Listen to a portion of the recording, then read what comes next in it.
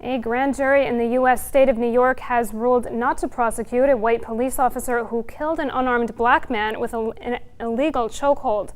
The ruling, which is the second of its kind in just over a week, has fueled more anger among the country's black minority, leading to mass protests. There was an uproar of anger when a grand jury decided not to prosecute a white police officer who shot dead an unarmed African-American teenager in the U.S. state of Missouri. And if this gruesome chokehold that killed Eric Garner, another black man in New York City, didn't fuel more unrest, another decision by a grand jury not to press charges against the police officer in question did.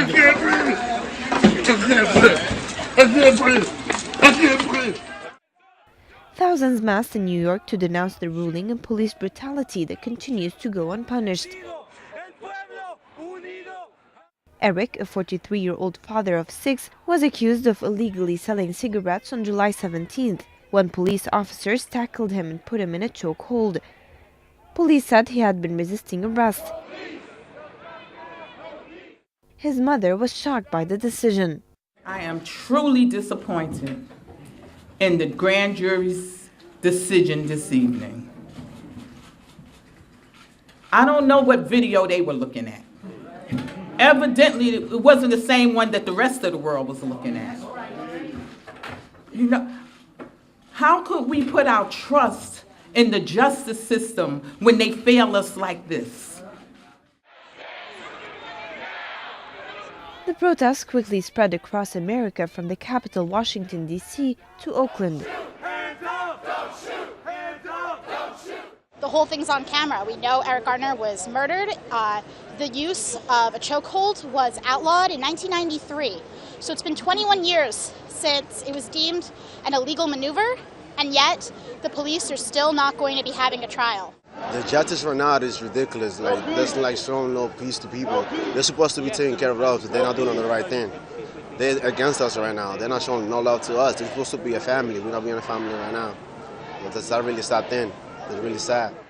The Justice Department attempted to calm the masses by launching a civil rights federal investigation into the incident. Earlier today, the grand jury declined to return an indictment in this case. Now that the local investigation has concluded, I'm here to announce that the Justice Department will proceed with a federal civil rights investigation into Mr. Garner's death. In brief comments following the grand jury decision, President Barack Obama also weighed in, trying to address the inherent mistrust many residents feel towards the police force. This is an American problem and not just a black problem or a brown problem or a Native American problem. This is an American problem. When anybody in this country is not being treated equally under the law, that's a problem. And it's my job as president to help solve it.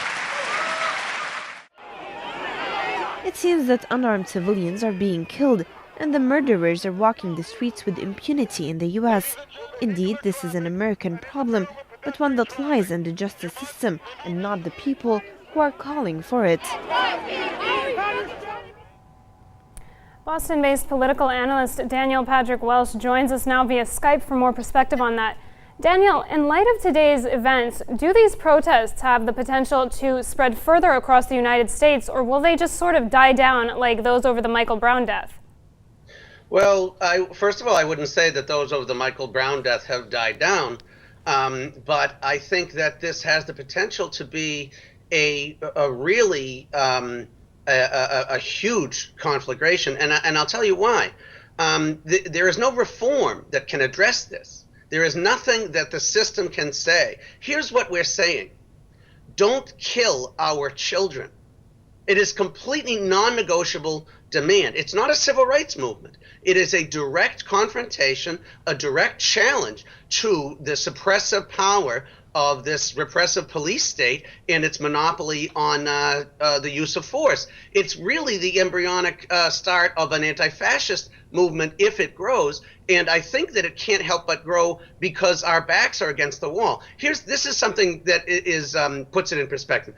Full disclosure, I'm married to an African American. We have a son who is constantly joking with gallows humor about how he might not make it till his 20th birthday, and this is the kind of joking that goes on in black and brown families across this. This is not something, we're not saying don't kill our children unless you have a good reason. Don't kill our children unless we get a good explanation or unless he was doing something wrong. There is nothing that's not a matter of voting or civil rights. It's a matter of pure survival. So we can't back down. So will such incidents just continue to occur without any repercussions? They will yes, because it's endemic to the system. There is no way police officers are trained, like the vast majority of white Americans, to think that black men are a threat and that black people are scary.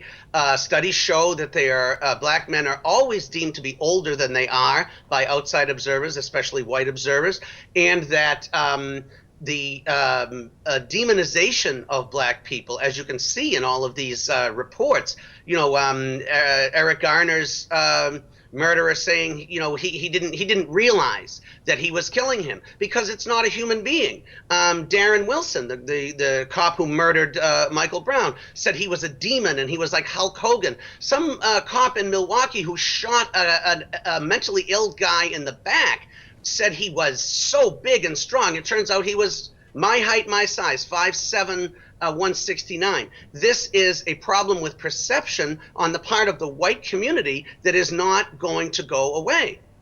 Now, do you think that incidents such as those that we witnessed today are as much about race as they are about really an inherent brutality by the law enforcement officers? It's absolutely and centrally about race. If you look at these things that are being proposed by the idiots in power, body cameras for police. How does that help Eric Garner? That whole thing was on video. The Rodney King beating was beaten half to death on video. A white jury saw it and acquitted anyway. The other thing is the militarization of police. Okay, that's a real serious problem. Why do local police forces have tanks in the streets? That's insane. But look at Eric Garner again. He was killed with hands. He wasn't shot. There was no militarization. There was no tank involved in this. This is a fundamental white supremacist attitude of subjugating non-white people, and it goes from America's inner cities all around the globe. This is the Western hegemonic impulse, which is to control and dominate non-white people. Now, Mr. Welch, do you think the launching of that civil rights federal investigation into this incident is merely an act of desperation by the Justice Department, especially when we consider that American citizens are now admitting that they have lost faith in the system? Right. I think it is a desperate. It started. It came out of the civil rights movement. State and local authorities were routinely and notoriously racist, and so they set up this kind of separate system where the feds can step in and launch a civil rights investigation and have a slap on the wrist, or even sometimes jail time. But it is a fallback position, and it's not, as I said in my opening remarks, it's not going to do any good this time. Look at the commission that President Obama established.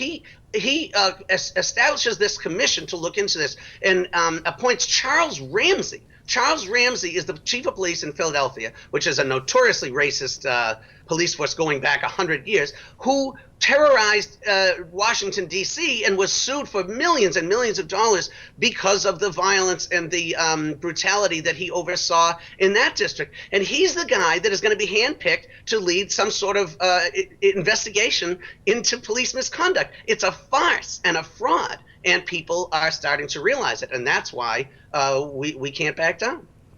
All right, well, it is always a pleasure having you join us. That is Boston-based political analyst, Mr. Daniel Patrick Welch. Thank you very much. Thank you, Mary.